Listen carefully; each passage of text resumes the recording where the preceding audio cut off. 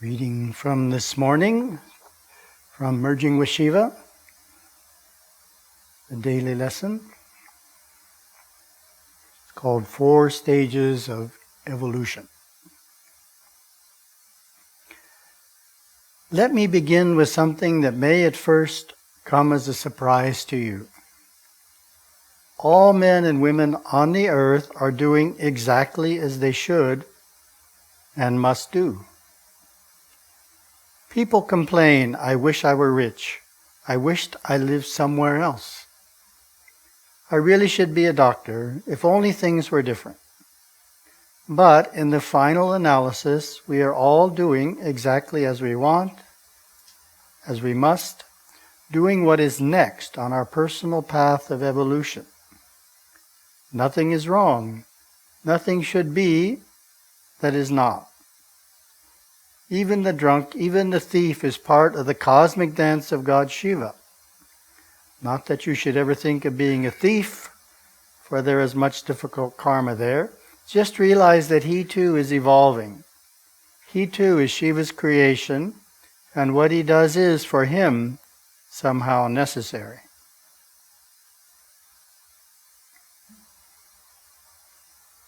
Of course, it sounds very good, but it's hard to apply.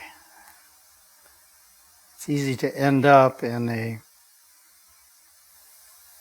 state of consciousness where we're dissatisfied with our situation. As we say, the grass is always greener in the other pasture, right? The one we're not in. We're always tempted to hold the view that if we were doing something different, we'd be happier. Something was different in our life, it would be better.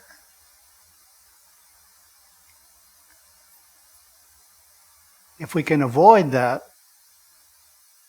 state of mind, it's certainly ideal. Why is that? Well, one of the problems with that state of mind is we're never 100% committed to what we're doing.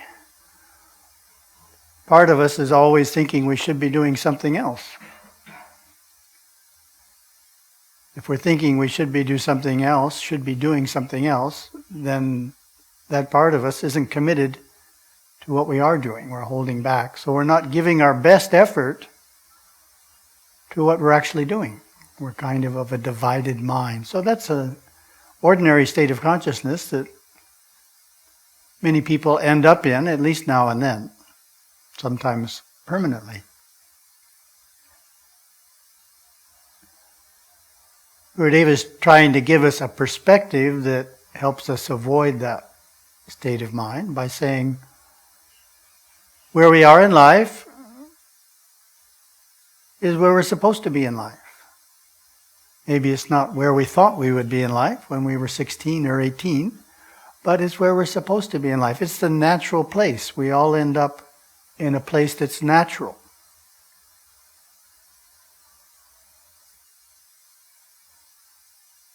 Another aspect of that is we need to really accept reincarnation. If part of us holds the Western viewpoint that there's really only one life, then that is another source of frustration, because it's very hard to accept certain limitations we face in our own life. We feel things should be different because there's only one life.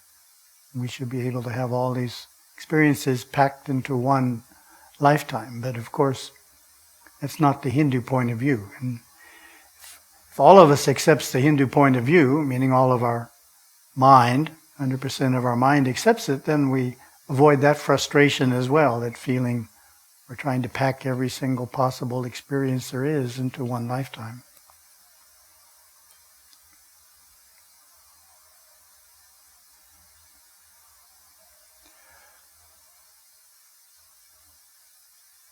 There's an interesting perspective given by Gurudeva in the beginning of each of the Master Course trilogy books. It's the last page of the introduction on the Master Course. And it says, when you get serious about spiritual life, one of the first common reactions is to withdraw from life a bit. Why is that? Because life is so worldly. The world is a worldly place. It's just so unspiritual. All the people at work, they're just totally unspiritual.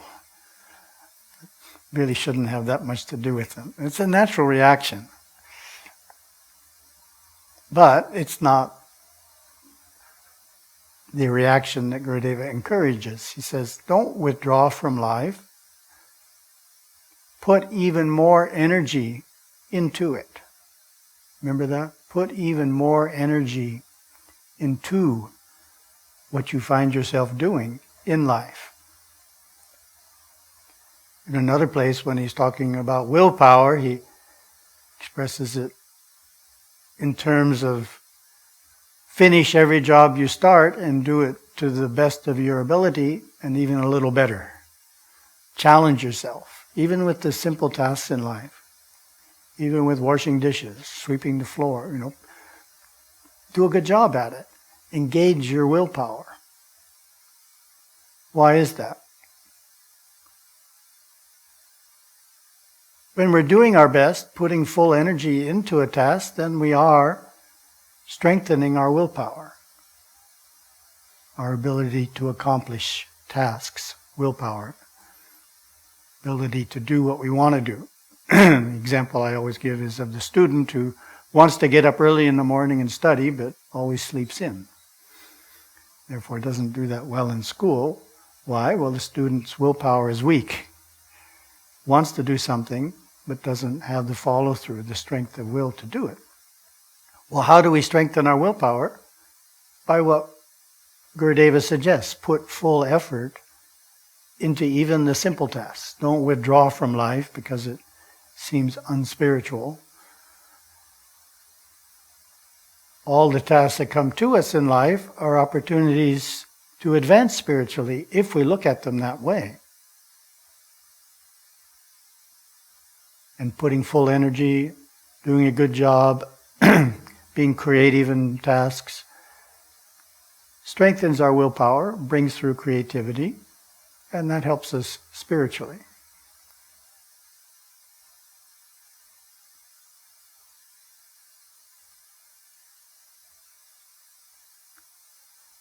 Our Paramaguru Yogaswami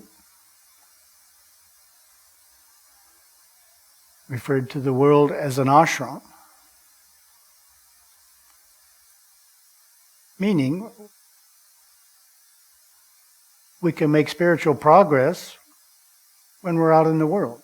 It doesn't have to be a worldly place. It's only a worldly place if we allow ourselves to hold the consciousness that worldly people hold. But if we maintain our spiritual consciousness, then it's an opportunity to make spiritual progress. If we know how to do that, and that's a lot of what Gurudeva's Master Course teaches us, how we can make spiritual progress in various ways through how we live in the world.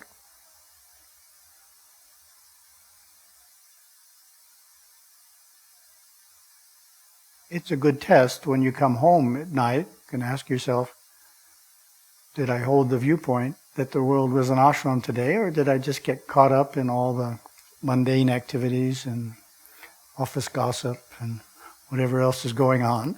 Or did I maintain a direction that I was out there making progress, spiritual progress? We can do that if we study the tools that Gurudeva gives to us in the Master Course trilogy. Have a wonderful day. Om Namah Shivaya.